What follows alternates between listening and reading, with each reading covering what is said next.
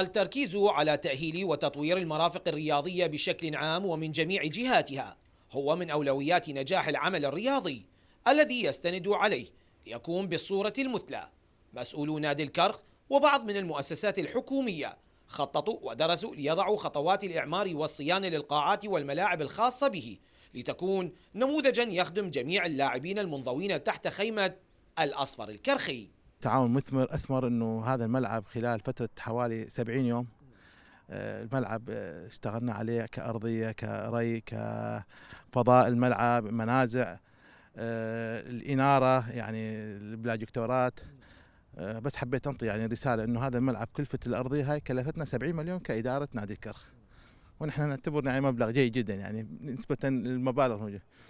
وثانيا نحن صراحة رغم أنه فريقنا أنه تأثر ببعد التدريبات على الملعب وبعد أنه أكثر من شهرين ونص إلى 3 أشهر، لكن أحلى الشعور بالحياة عند لحظة الإنجاز. أذرع التعاون ساهمت بإخراج تحفة ملعب الساحر أحمد راضي وفق المواصفات الحديثة لتكون للاعبي الكناري دافعا حقيقيا في تقديم المزيد من العطاء والإبداع خلال منافسات الدوري. احنا الآن كل ما ينقصنا وينقص كل الأندية وخاصة الأهلية موضوع الملاعب وأرضيات الملاعب اللي يعانون منها كثير من اللاعبين، وهذا طبعا له تأثير على المستوى الفني للمباراة، على موضوع إصابة اللاعبين، على موضوع كل شيء يخص المباريات وينطي جمالية للمنافسة.